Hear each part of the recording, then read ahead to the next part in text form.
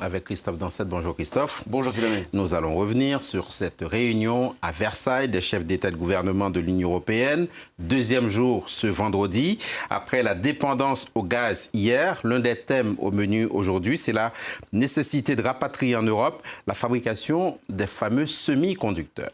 Alors les semi-conducteurs, ce sont ces puces électroniques intelligentes, ultra sophistiquées, qui sont présentes dans tous nos appareils, que ce soit dans les voitures, dans les smartphones, dans les ordinateurs, même dans les machines à laver. Leur chaîne de production, elle avait déjà été très perturbée par le Covid-19, avec une pénurie de semi-conducteurs forçant des usines ici en Europe, particulièrement dans le domaine de l'automobile, à se retrouver parfois au chômage technique pendant plusieurs semaines. Or, l'une des conséquences indirectes de cette guerre en Ukraine, c'est de perturber un peu plus encore cette chaîne d'approvisionnement, parce que plusieurs matériaux nécessaires à leur fabrication, eh bien, ils viennent d'Ukraine et de Russie. C'est le cas du gaz néon, qui provient en 90% en provenance d'Ukraine, mais aussi du palladium, qui provient essentiellement, lui, de Russie.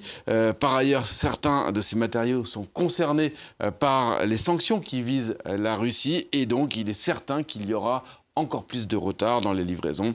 La pénurie actuelle n'est donc pas terminée. Et les Européens réfléchissent donc à être moins dépendants de l'étranger, Christophe, pour la fabrication de ces pièces essentielles. Oui, il faut savoir que l'Europe, elle était à la pointe de ce marché il y a encore une trentaine d'années, mais elle a vu sa part chuter à 10% tout juste au profit de l'Asie, particulièrement de Taïwan, qu'on voit ici en jaune, et qui est la terre du TSMC, qui est le leader mondial, qui est à 63% de cette production de semi-conducteurs tout de même. Avec le Covid-19, on a vu à quel point donc ça pouvait poser problème d'être à ce point-là dépendant d'une seule terre. Et donc, les Européens ont déjà pris conscience de ce problème. Il y a quelques semaines seulement, c'était début février, le commissaire européen en charge du marché intérieur, Thierry Breton, avait présenté un plan, le Chips Act, qui vise à doubler la part de marché de l'Europe dans la production de semi-conducteurs. Un plan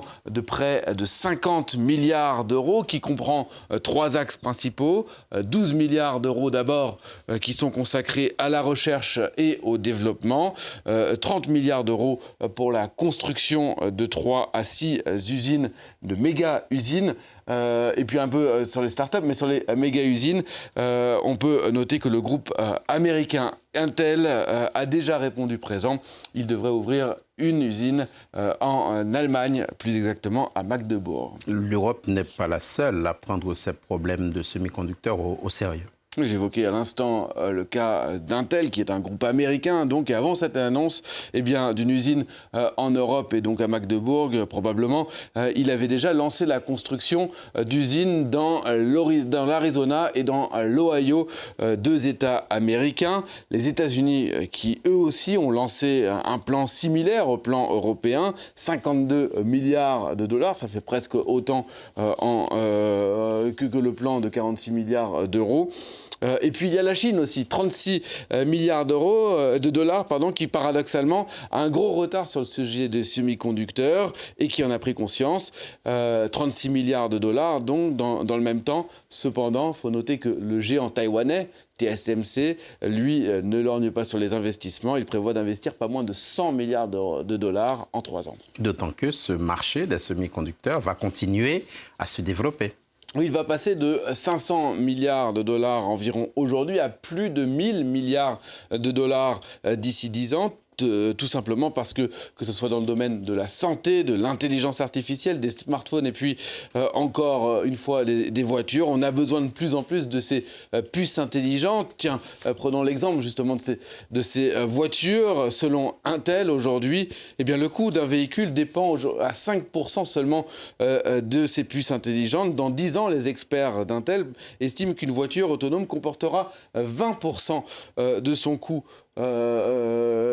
simplement dans les semi-conducteurs. Or, donc on voit pourquoi cette question des semi-conducteurs est si importante et pourquoi les Européens en prennent conscience et prennent conscience qu'il faut des réponses à ces questions. Ceci dit, est-ce qu'il va y avoir plus d'investissements annoncés aujourd'hui à Versailles ?